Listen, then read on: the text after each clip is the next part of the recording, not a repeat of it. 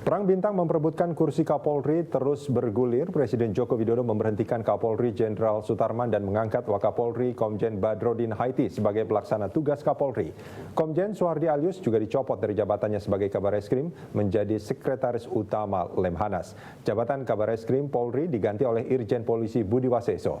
Publik berharap perang bintang ini justru dapat membongkar borok di institusi Polri sebab Polri harus bersih. Prime Time kali ini akan mengangkat topik perbincangan bertajuk Perang Bintang Berebut Kursi Kapolri. Kita akan membahasnya bersama Ketua Presidium Indonesia Police Watch Neta Espane dan Komisioner Kompolnas M. Nasir. Dan kita juga terhubung melalui sambungan telepon dengan mantan Kepala Divisi Humas Polri Irjen Purnawirawan Sisno Adi Winoto. Sebelum ke Pak Sisno, saya ke Bang Neta dulu. Bang Neta, ini kalau kita bicara apa yang terjadi dalam beberapa hari terakhir nih terkait kursi Kapolri. Apakah memang terlihat ada indikasi yang sangat kuat ada perang bintang di institusi Polri? Ya, setiap menjelang pergantian Kapolri, begitu ada isu Kapolri akan diganti, biasanya terjadi perang bintang, konflik lah ya. Ya, perang bintang bisa dikatakan. Karena banyak calon sebetulnya yang punya peluang itu ya. Banyak calon yang berambisi, merasa pantas menjadi Kapolri. Nah, tapi pada perang bintang sebelumnya itu bisa dengan cepat terselesaikan. Begitu ada satu indikasi terlihat akan terpilih, perang bintang akan meredup. Tapi perang bintang sekalian ini paling jorok, karena diseret-seret keluar institusi. Kita mengindikasikan ada 3 perwira tinggi yang berperan penting dalam perang bintang yang membuat situasi Polri begitu semraut sekarang ini. Ya. Siapa saja itu? Saya tidak sebutkan namanya, tapi saya sebutkan kategorisasinya. Jadi ada orang yang merasa tidak puas dengan proses pergantian ini. Kemudian ada jenderal yang merasa lebih pantas dirinya jadi Kapolri ketimbang Budi Gunawan karena dia merasa punya akses juga ke PDIP. Kemudian ada perwira yang berharap kalau ini kesemrautan terjadi, durian runtuh akan jatuh ke pangkuannya. Okay. Nah inilah yang membuat kemudian ada bintang 2 yang mengatakan ada pengkhianat-pengkhianat di internal kepolisian. Yeah. Jadi apa yang dia... Artinya di internal Polri sendiri sudah ada yang melihat bahwa ada pengkhianat di internal Polri? Pernyataan Pak Budi Waseso kan sudah jelas itu kepada pers, ada pengkhianat di tubuh Polri. Nah, ini makin parah lagi ketika beberapa hari lalu itu dikumpulkan sejumlah perwira, itu perwira menengah, kombes-kombes itu pada marah itu. Kenapa? Karena ada pernyataan dari seorang elit kepolisian bahwa kata-katanya kira-kira begini, makanya kalau menjadi Kapolri jangan main politik-politikan. Contoh dong kayak saya, cukup mengundang anak yatim, doa-doa anak yatim. Untuk menjadi Kapolri? Ya kira-kira gitu. Kemudian ada partai lain ketawa-ketawa. Itu berarti Kapolri yang menyatakan itu? Ya nanti bisa kita selidiki ya. Jadi perwira tinggi lain ketawa-ketawa, mendengar ini kombes-kombes marah.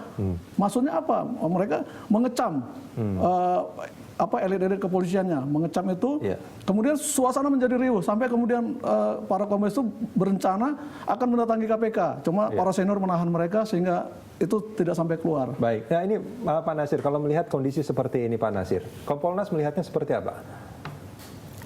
Iya. Yang pertama mungkin saya juga melihat atau kami juga melihat bahwa ada mungkin saya menggunakan istilah gerbong Pak ya. Ada beberapa gerbong yang ada beberapa gerbong di institusi Polri. Gerbong. Paling tidak sekarang kita lihat. Setiap gerbong punya lokomotif masing-masing. Iya, seperti itulah. Jadi saya ini tidak sepintar Pak Neta. Jadi Pak Neta ini kan banyak sekali informasinya. Tapi bagus juga ya kita saling melengkapi Pak, karena Polri ini milik kita semua. Betul. Jadi ada gerbong, paling tidak ada 3 gerbong Pak. Ada 3 gerbong? Ya, gerbong 1 diisi oleh yang sedang menjabat dengan beberapa pati-pati senior yang ada. Gerbong 2 adalah gerbongnya Pak Budi Gunawan. Kemudian ada gerbong ketiga, ini gerbong yang rasanya lebih netral dan tidak terlalu mempersoalkan hal-hal yang terkait dengan seperti ini. Tapi mereka juga tetap berharap sebetulnya untuk menduduki jabatan itu. Tidak ya, kalau saya lihat mereka, saya minta maaf istilah saya, atau ya saya menggunakan istilah ya lebih nerimo. Lebih nerimo ya? Lebih nerimo. Tidak ambisius. Artinya kalau Ya, kita bicara soal gerbong, ada 2 lokomotif ini, cuma ada dua gerbong sebetulnya yang bersaing. Tetap 3. Ketiga ini yang sebetulnya tidak terlalu, ya mungkin ada keinginan dalam hati karena potensi ada, tetapi tidak kasakusu. Yang 2 ini kan mungkin yang beliau maksud tadi itu saya maknai ada usaha, ada kasakusu. Dan kalau kita kasakusu Pak, ketika kita sikut ke kanan, itu pasti ada yang kena. Yang kanan pasti sikut ke kiri. Ya, ada yang sikut ke kiri, pasti ada juga yang kena. Kalau yang ketiga ini dia diam, Pak, lebih banyak dia diam. Saya pikir ini Pak Badrodin Haiti itu masuk di kelompok ketiga. Di kelompok ketiga. Iya, jumlah itu cukup banyak juga Pak, jumlahnya cukup banyak. Tapi karena mereka diam, tidak banyak itu ya, mereka diam. Saya tahu persis diam, karena kita juga ada komunikasi Pak. Ini mulai terasanya sudah lama sebetulnya Pak Nasir. Kami merasakannya itu September ya. September sebetulnya. Sejak September itu sudah. September Oktober kami sudah ya? merasakan. Karena kami kan ada dialog, kami ada apa-apa. Ya. Seperti itu. Cuma ya Pak, saya juga terus terang saya apresiasi Pak Neta ini punya keberanian terobosan. Kalau kita ini mungkin karena kita lembaga negara Pak, jadi ada apa namanya? Ada yang membatasi ya, ada keterbatasan. Ya. Sebetulnya pengen juga ngomong seperti juga. ini. Kalau saya dulu LSM ya saya mungkin lebih keras dari lebih galak. Ya. Baik, kita akan mencoba untuk menghubungi Pak Sisno Adiwinoto. Pak Sisno. Iya, Pak Sisno, selamat malam Pak Sisno. Bung Neta, Pak Nasir, selamat sore. Iya, Selamat sore, Komandan. Ya. Pak Sisno, ini kalau kita bicara soal adanya indikasi perang bintang di institusi Polri, Anda yang pernah berada di sana, bagaimana sebetulnya kondisinya Pak Sisno? Iya, kami dari Persatuan Purnawirawan Polri dengan keadaan ini sangat-sangat prihatin dan tentunya sedih. Ada juga tidak rela polisi ini menjadi objek, paling tidak menjadi sasaran goyangan politik.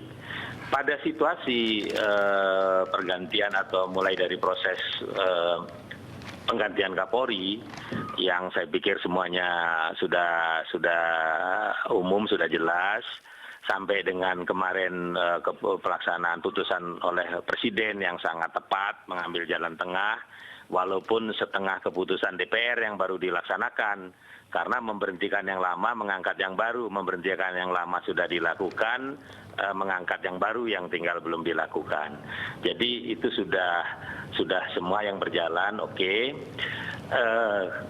Dalam rangka kita menyatakan Polri ini milik rakyat, dari rakyat dan untuk rakyat, kita mengharapkan malah Polri ini menjadi institusi yang kuat, baik, benar, tapi sekarang malah menjadi satu situasi yang mungkin ada kisruh. Tadi disampaikan juga sampai terjadi perang bintang, itu mungkin istilah ya, karena tidak ada peperangan di sini.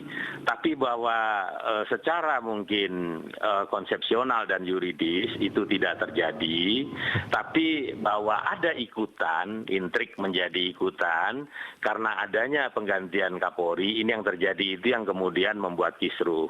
Ikutan ini adalah akibat dari suatu yang besar yang terjadi ya tadi adalah setelah proses penunjukan Kapolri ada yang penetapan calon Kapolri menjadi tersangka yang secara tiba-tiba yang secara sistem proses penyidikan, prosedur penyidikan, ya pengalaman kita menjadi penyidik itu hal yang aneh, ada apa? Sehingga kira-kira ada apa penetapan tersangka calon Kapolri ini menjadi tersangka. Tidak menilai ada indikasi politik dalam penetapan Pak Budi Gunawan sebagai calon Kapolri ya? Mungkin tumpangannya, tapi realisasinya bisa juga walaupun itu benar substansinya menjadi tersangka itu bisa benar dan perlu juga diuji karena kita negara hukum masih praduga tak bersalah. Ya, tapi pengayunan untuk kewenangan menetapkan tersangka ini juga perlu diuji. Baik, Pak Sisno, kita akan jeda sebentar. Pak Sisno, kita akan sambung ini di segmen berikut. Ya.